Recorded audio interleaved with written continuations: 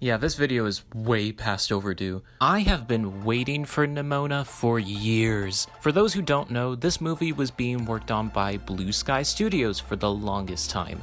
You know, the studio behind Ice Age and Peanuts, and all was going well until Fox was acquired by Disney. And since Disney has a knack for kneecapping LGBT projects, Nimona kept being pushed back until Blue Sky was shut down because of difficulties caused by the pandemic. And because Disney definitely wouldn't continue an LGBT project, Nimona was cancelled 75% through its completion. And that was all we heard until last year, when Netflix rescued the movie and saw through its completion until it was eventually released this summer, and I couldn't be happier. Of course, a thrilling development story doesn't automatically make a good movie, and a troubled production history isn't always a good sign.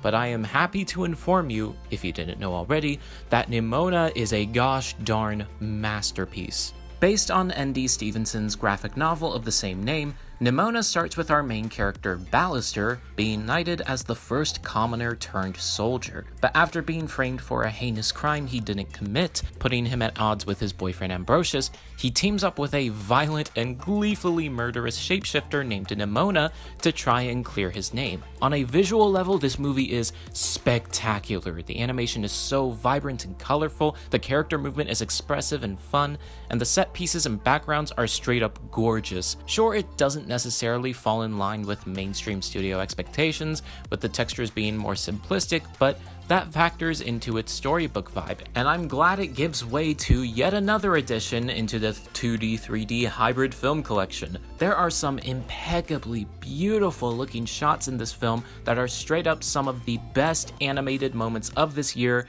and that includes Across the Spider-Verse. Yup, I said it. And some might get thrown off by the medieval futuristic aesthetic, but not only do I think it's handled very well to make it not distracting, but it also ties the aesthetic into its theme. The film delves into how even though times change, people who are accustomed to their way of life will see those changes as a threat, even though realistically it's of no harm to them at all. Can't imagine how that's relevant. So to put the aesthetic in line with the theme, the futuristic elements are associated with the common folk who are more susceptible to societal changes, whereas the medieval elements are relegated to people in power, who refuse to change with the times and only look out for themselves. And speaking of the conflict between classes, that entire bit of the movie is what sets up the relationship between our main two characters, Ballister and Nimona. Being a commoner, the night-favoring news broadcasts are more than willing to preach that he is a monstrous criminal, despite his dedication to protecting the realm and protecting the will of Glorith. And while at first we're not entirely sure what Nimona's inner struggle is, we know from her remarks of everyone hating her and embracing the role of villainy that she adapts the mindset of, if people see me as a monster, there's no point in being anything other than that, which is a mentality that many marginalized people go through. And I'm sure people have mentioned this before, but this is a fascinating dynamic for what is arguably a representation of the clashing sides of marginalized groups when it comes to how they want to be heard. Like Nimona, some buy into making noise and playing the disruptive role that they are given so long as they are being heard. And like Ballister, some actively reject the roles they have been given and prefer to be more diplomatic despite the world bringing them down again and again, which is largely the camp that I personally fall into.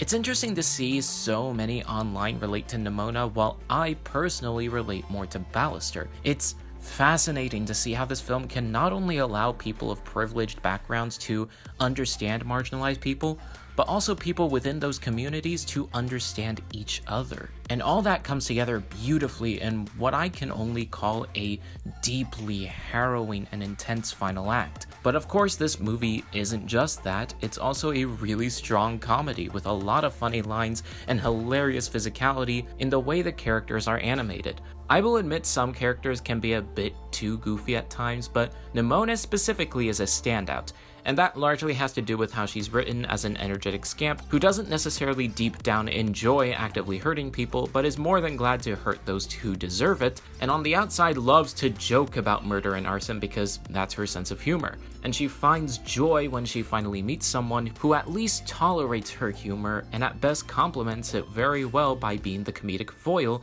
even if he doesn't realize it, but later on, Ballister catches on and plays off her humor very well. But another reason why I love Nimona specifically so much, aside from her inner struggle in the final act, is because of the amazing voice acting talent from none other than Chloe Grace Moretz. Some may know that it has driven me insane that Chloe has been given nothing but absolute crap roles so far in the 2020s, to the point where the main reason I was super disappointed at this movie's cancellation was because I wouldn't get to witness what would be her best role. And I am so grateful that this wonderfully gleeful performance has sought the light of day. Now, I do want to get into spoilers, not because I have this long analysis of the movie prepared, it's just that there are some details that I absolutely love that just so happen to spoil certain parts of the movie. But before that, I do want to quickly cover a few other things. Todd, voiced by Beck Bennett of SNL, is one of the more divisive comic reliefs, mainly because of how he's written and his voice performance, but personally, I just find this guy super funny. The point is that he's a bully, but he's also incredibly dumb, which makes all of his shortcomings all the more hilarious. The voice cast all around is exceptional. Riz Ahmed's performance is amazing, and Try Guys Eugene, playing Ambrosius, is pretty great. And talking of Ambrosius, he is a really well-written character, representing those who turn on fellow minorities to achieve a sense of belonging in the majority, even if their beliefs are problematic. Though that part of his character is toned down more in the movie, as in the graphic novel, he is much more gaslighty and unwilling to accept any responsibility for his actions. And now that that's all out of the way, as an adaptation of the graphic novel, it really takes the adaptation part to the full extent, because even though many of the arcs are basically the same, Ballister comes to an understanding of Nimona, Nimona gains acceptance, Ambrosius' faith in the Institute dissolves, their characteristics and the story beats are vastly different from the book. While the movie makes Ballister a frantic innocent, desperately trying to clear his name, the book depicts him as a calm, collected enemy of the Institute who knows that they're corrupt and is carefully calculating his plan to overthrow them. Still, I love both versions of Ballister, and they make for very good lancers to Nimona's character, who is a lot more murder-happy in the book. I equally love both narratives. While the movie has a more mainstream structure to its story of acceptance and clearing names, the book is one long, calculated heist to overthrow the government that gradually spirals into a falling out between Ballister and Nimona. And while I absolutely love the tension between the two in the movie for reasons I'll get into later, the one part of the book that I kind of wish carried over into the movie is the uncertainty of what Nimona actually is. Nimona conjured up an entire backstory that she later on completely forgets about, causing Ballister to lose trust in her. I love what's already in the movie, but I do wish that part was squeezed in somewhere. Though there is one change from the book to the movie that is very interesting.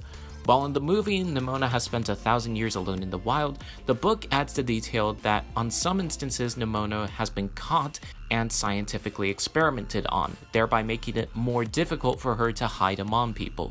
Getting rid of this detail was probably a good call, since a movie about accepting minorities, specifically the trans community, meshing with an experimentation plot point would not go well at all. Which leads into another thing. I love that there is no explanation on what exactly Nimona is. I mean, she is a shapeshifter, but there's no mention of what her original form is. Instead, what we get is a beautifully tragic story of a falling out between childhood friends, Glorith and Nimona. I love this entire sequence, as it contains one of my favorite compositions and many of my favorite shots in the movie, but what makes this moment so harrowing is how the prejudicial fears of the adults in Glorith's life easily leak into her perception of Nimona despite her being her best friend. This is a real trauma that children go through, that they are told that they cannot be friends with other kids just because of what they are. And to see Glorith in this moment be idolized 1,000 years later is just as disturbing. Though it does feel a little cheap in that it's hard to believe that people's beliefs become so warped that they see a child as this powerful adult hero. I feel like if we learned more about the history of the realm, it would fix this issue, but I digress. But then we get to, I probably wouldn't call it my favorite part of the movie, but it is the part that fascinates me the most. After Ballister learns that Nimona may be the monster that terrorized the realm 1,000 years ago, he confronts her about the matter. And while Nimona tries everything in her power to get him to realize she is on his side, he accuses her of using him, following up with what is probably the most deep-cutting line in the whole movie. You wanted them to see a villain, someone else to hate so you wouldn't be alone. There's a lot to unpack from this one single line. Despite everything, Ballister, at his core, is a kind, earnest, and honorable person. Even after he learns that Nimona is a shapeshifter, sure, he's in fear, but he is level-headed enough to not freak out so much and ask questions. And after being told to not ask questions, he follows that promise through. He consistently respects Nimona's boundaries because he's that understanding. Even with his blind spots, mainly his blind faith for the Institute, his friendship with Nimona is a high priority for him. And after his faith for the realm completely shatters, keeping her safe is his priority, until Ambrosius shows him the scroll showing Nimona attacking Glorith's village. One thing leads to another, and that's when we get the wham line, someone else to hate so you wouldn't be alone. What strikes me about this moment is that there is no way this is coming from a place of prejudice. While Ambrosius and the Institute may have gotten Ballister to start questioning Nimona's motives, he still sees her as a person with feelings and aspirations, and because of that, he not only knows her joys, he also knows her struggles and greatest fears. He could have so easily said that Nimona is a bloodthirsty monster, but he doesn't believe that. But he still feels betrayed, so what does he do? He calls out Nimona's deepest, darkest fears of being alone. This cuts way deeper than Glorith's betrayal, because it's one thing for someone to demonize you, it's a whole other thing for someone to see you for who you are and still side against you. Ballister may be antagonizing Nimona, but deep down he knows that she is scared and alone. And this is what sets Nimona into a rage, not with the Institute, but with herself. Because for so long she's played the role as villain despite her loneliness, but after being betrayed a second time in a more devastating manner, she hates her own existence so much that she believes everyone would be better off without her. But right before she does the unthinkable, the noble and honorable Ballister comes back to save her from herself. He apologizes again, reassures Nimona that he sees her for who she is, and that when the world kicks her around, she won't be alone. It's a tremendously powerful finale that is able to move the hearts of many and has so much to say that I could go on for hours about. At the end of the day, Nimona is an absolute gem. In my favorite animated movies ranking, it would probably go in between Pompo and Girl Who Leapt Through Time. It is easily my favorite film that Blue Sky's name is attached to. Blue Sky never dies, 9 out of 10.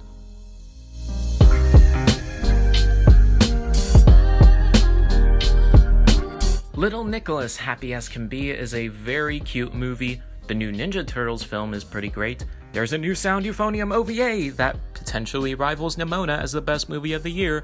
Maybe, technically. So that's my review for Nimona. Let me know what you thought of the movie. Make sure to like, comment, subscribe, and hit the bell. Thank you for watching, and catch you next time.